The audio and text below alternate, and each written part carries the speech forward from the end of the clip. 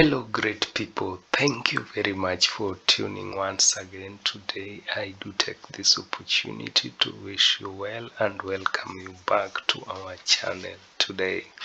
Today, we are looking at what you do not know about the war in Ukraine.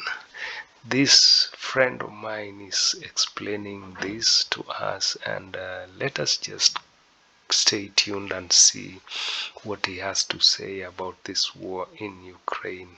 It is very devastating, and people are fleeing and becoming refugees in the neighboring countries. Guys, let us see what he has to say to this, and let us also pray for our people, our friends in Ukraine. Thank you. So let us get straight away into it.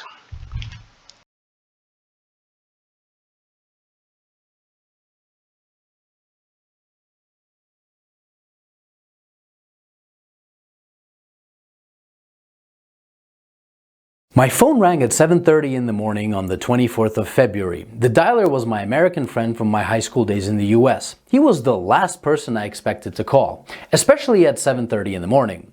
I knew immediately that the war has actually broken out. The beginning of the war did not surprise me. In fact, it's long overdue. What surprised me was the fact that he knew nothing about the suffering that the Russian Ukrainians had endured over the past 8 years.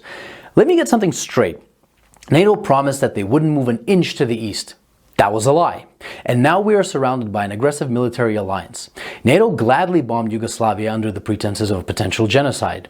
Did they bomb just military installations? No. NATO destroyed schools, hospitals, bridges, cultural monuments, private businesses, and industrial plants. Did you forget about that? Did you forget about how NATO pumped money and weapons into Georgia right before Georgia bombarded Russian peacekeepers and civilians? Of course you did, because your media doesn't want you to know. Did you forget how yet another territory was ripped away from Serbia? Do you not remember Kosovo? Did you protest then? I bet you didn't, and I bet you didn't even care. Did you forget the invasion of Libya? If you're in Europe, you can't forget. Thousands of migrants are your daily reminder of what your governments did to that country. Did you protest the illegal invasion of Syria by Turkey and the US? I bet you didn't. Do you care about Saudi Arabia starving Yemen? I bet you don't. Do you care, or did you care, about the illegal invasion of Iraq and Afghanistan under false pretenses? What, they aren't people to you? Why haven't you been vocal against the murder of children and civilians at Iraqi and Afghani weddings by American bombardment? Ah, that's right. They're brown people. They're probably worth less to you. Where were your crocodile tears when Kiev started bombarding Ukrainian Russians in the east simply for doing the exact same thing as the Ukrainians did in the west, was to get rid of a corrupt government? Where were your crocodile tears when Kiev shut off electricity and water to Crimea? Where was your Save the Ukrainian People when 48 civilian anti-Maidan Ukrainian protesters were rounded into a Union trade house and burned alive, whilst those who tried to escape the fiery hell were beaten and shot? Do you by any chance know who the Madonna of Gorlovka is? Do you know what the Alley of Angels memorial is? Let me give you a hint. People engraved into that memorial aren't alive, and they are not adults. Did you shed even one digital virtue signaling tear when the children at the children's beach in Zagreb were purposefully bombed by the Ukrainian military using illegal cluster bombs? I bet you didn't. But that's okay. How would you? Your mainstream media keeps you in the dark. For 8 years, the US and its allies have been pumping billions of dollars worth of lethal weapons into Ukraine. For 8 years, the Ukrainians have been waging a war with their own people in the east. And for 7 years, Russia and the people of the Donetsk and Lugansk republics have been patiently waiting for Kiev to adhere to the Minsk agreements. Should Russia have waited maybe 20 more years? You know, the amount of years that the US spent killing Afghanis. So whilst leaders like Boris Johnson, Joe Biden, Emmanuel Macron, Olaf Scholz and Ursula von der Leyen have been virtue signaling about the poor Ukrainians, they have been robbing the Ukrainians of their dignity, making their economy run on loans from the IMF, and basically robbing them of their future. And Russia is to blame when we were their primary trading partner? The West pushed Russia into a corner, Protect yourself from an increasingly hostile neighbor who wants to become part of a hostile military alliance called NATO and lose Nord Stream 2, for example. Or watch Russian Ukrainians get slaughtered by the thousands. The West wanted to fight this war with Russia until the very last Ukrainian. Remember Kosovo? Well, the Lugansk and Donetsk republics have every right to exist. Russia didn't set the precedent. Your leaders did when they recognized Kosovo. And final food for thought. Why was there no bombardment of innocent civilians in Crimea, even though it's closer to Kiev than Donetsk is? I'll give you a hint. The actual Russian military was there, protecting the people. Here's another. The Ukrainian army has been fighting this invisible Russian army for 8 years now in the east, according to your mainstream media. Why then did the Ukrainian army collapse within 24 hours when fighting the actual Russian military? And since it did, what do you think your tax dollars were doing in Ukraine?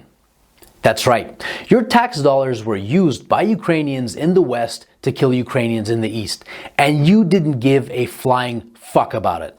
So if you haven't been following this conflict from day one, and now you put the blue and yellow flag on your photo, wipe away your crocodile tears, please, and find out why your governments have been supporting those who have made a Nazi criminal, Stepan Bandera, their national war hero. Don't expect a good result from pushing a bear and a dragon into a corner. And definitely don't be surprised when that bear and that dragon begin pushing back. So if you haven't been crying for the collectively millions of dead Iraqis, Afghanis, Syrians, Libyans, Yugoslavians, and East Ukrainians these past 20 years, but you're crying crocodile tears for Ukrainian military installations, wipe them away and think about what your governments have been doing and what they're still doing. And I hope that this 8-year story of a war started by a criminal Ukrainian government against its own people can finally come to an end, and Ukrainians and Russians can finally live in peace.